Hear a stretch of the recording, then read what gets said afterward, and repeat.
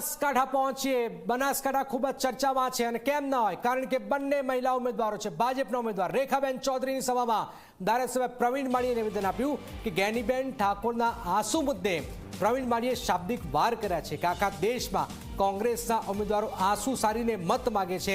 PM મોદીએ કરોડો લોકોના આંસુ લૂછ્યા છે। બનાસકાંઠાના લોકોને આંસુ પાડે તેવા નહીં, આંસુ લૂછે તેવા નેતાની જરૂર છે।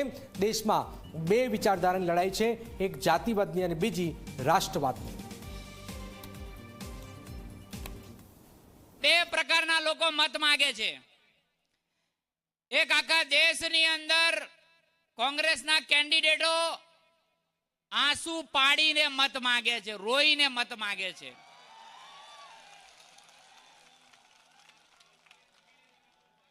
અને એક વિચારધારાના લોકો જેને કરોડો લોકોના આંસુ લૂછ્યા છે ને, એના માટે નરેન્દ્રભાઈ મોદી સાહેબ માટે મત માંગે છે।